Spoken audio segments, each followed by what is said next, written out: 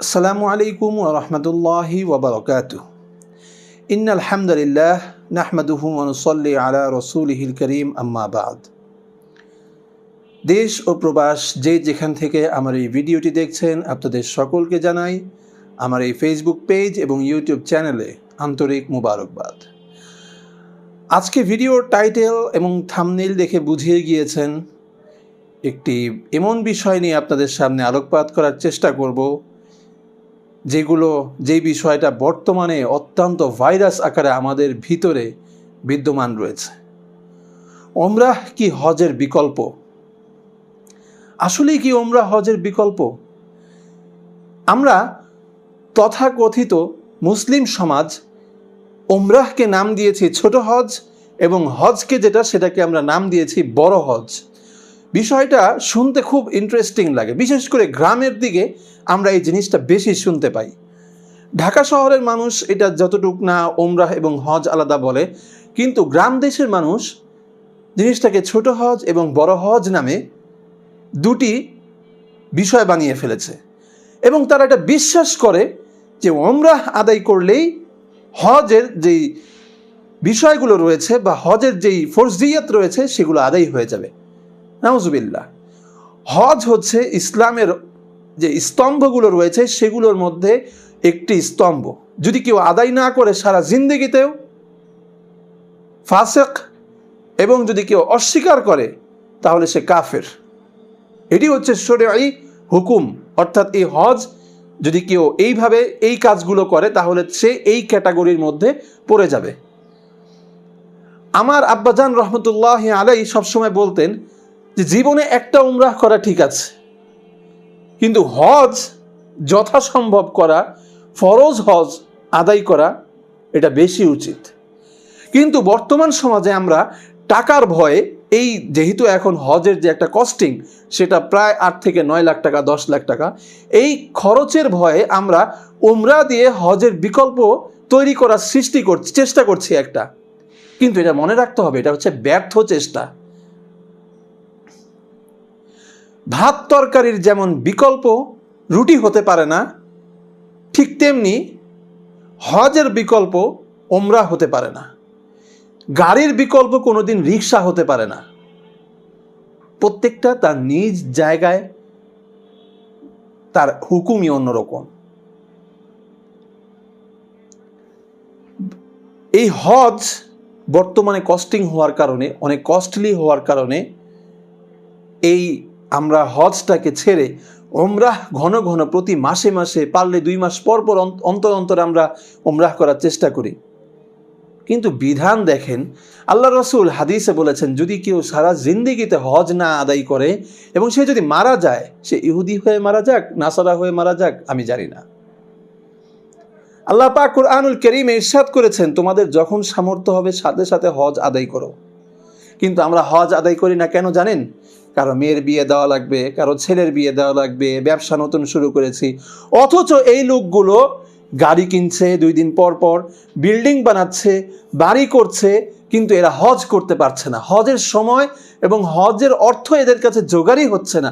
কিন্তু এরা আবার ঠিকই 2 মাস পর পর, 1 মাস পর পর উমরাহ করার জন্য বিজনেস ক্লাসে করে মক্কা শরীফ যাচ্ছে, জেদ্দায় যাচ্ছে বা মদিনায় যাচ্ছে। আমি কথার কথা ধরলাম, আপনি বছরে 8টা উমরা করেন বা 10টা উমরা করেন, আপনি অত্যন্ত আল্লাহর ঘরকে ভালোবাসেন, খুব ভালো কথা, খুবই ভালো কথা। আপনার ফরজ হজটা আদায় করে নেন, তারপর ভালোবাসেন, কোনো সমস্যা নেই। উমরাহ যেতে আমি কোনো নিষেধ করছি না বা এটার বিরোধিতাও করছি না। কথাটাকে ভালোভাবে বুঝতে হবে আমি কি বুঝাতে চাচ্ছি। যতক্ষণ আল্লাহ পাক ইরশাদ করেছেন যে যখন তোমাদের সামর্থ্য হবে হজ করে নাও। আমি যেটা বলতে শুরু করেছিলাম যে 8 বার 9 বার যখন আপনি উমরা করার নিয়ত করেন বছরে, আপনি চিন্তা করেন অনেকবার তো আল্লাহর ঘর দেখা হলো, এভাবে উমরার মাধ্যমে যে দেখে এসেছি, তো এই অর্থটা আমি জমিয়ে ইনশাল্লাহ পরবর্তী বছরে হজের নিয়ত করি। কারণ আমি মারা গেলে আল্লাহর কাছে কি জবাব দিব? বদলি হজ, এইটার ব্যাপারে আমি ডেডিকেটেড একটা ভিডিও বানাবো ইনশাআল্লাহ। যে ইচ্ছাকৃতভাবে যদি কেউ জিন্দেগিতে হজ না করে, তারপরে তার মৃত্যুর পরে যদি কেউ, তার ছেলে মেয়ে বা তার পরিবার তার জন্য বদলি হজের ব্যবস্থা করে সেটা কতটুকু শরীয়ত সমর্থন করে এটা নিয়ে ইনশাআল্লাহ ডেডিকেটেড একটা ভিডিও বানাবো।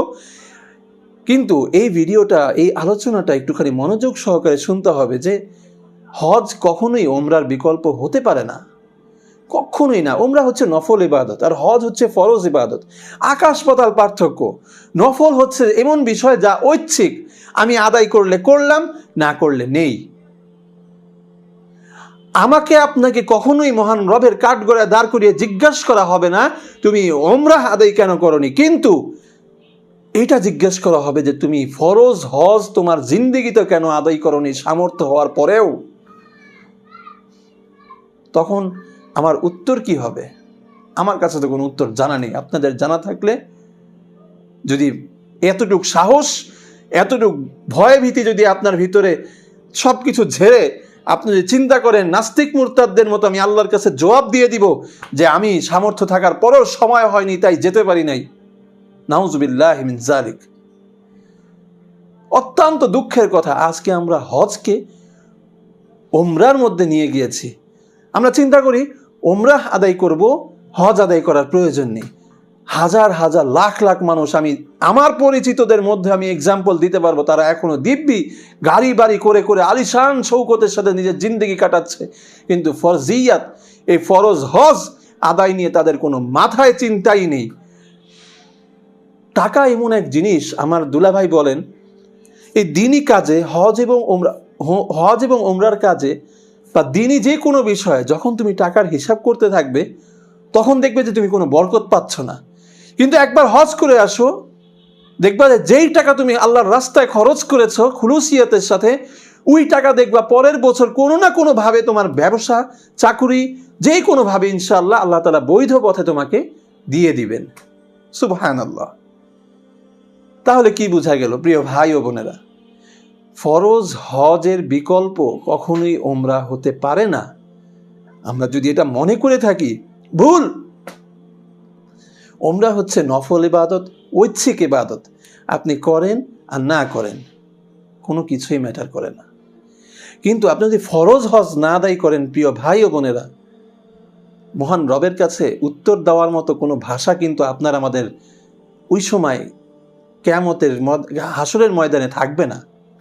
তাই আসুন এখন থেকে বা এখনই যাদের উপর আমাদের মধ্যে সামর্থ্যবান এবং হজ ফরজ হয়ে গিয়েছে, আমরা আর ওমরাহ না করে এই 2024 অথবা 25-এ, এখন হজের রেজিস্ট্রেশন চলছে সম্ভবত 2024-25-এর, আমরা নিয়ত করে টাকা জমানো শুরু করি।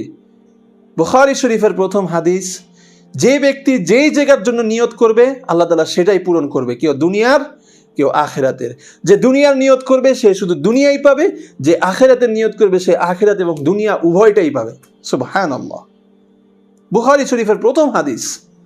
তাই আল্লাহ পাক আমাদের সকলকে, যারা সামর্থ্য হয়েছে, যাদের সামর্থ্য হয়েছেন, আজকেই এখন থেকেই নিয়ত করে এই বছরই হজ আদায় করার তৌফিক দান করুন। আমার এই আলোচনাগুলো ইনশাআল্লাহ আপনারা সকলের মাঝে শেয়ার করে ছড়িয়ে দিবেন যাতে সকলেই উপকৃত হতে পারে। আর এই সংক্ষিপ্ত আলোচনা থেকে আমাকে এবং আপনাদের সকলকে আমল করার, উপকৃত হওয়ার তৌফিক দান করুন। ওমা তাওফিকি ইল্লা বিল্লাহ। আল্লাহ পাক আপনাদের সকলকে ভালো রাখুক, সুস্থ রাখুক এবং নিরাপদে রাখুক। এই কামনায় আজকের মতো বিদায় নিচ্ছি। ওমা তাওফিকি ইল্লা বিল্লাহ। জাযাকুমুল্লাহ খায়র। আসসালামু আলাইকুম ওয়া রাহমাতুল্লাহি ওয়া বারাকাতুহু।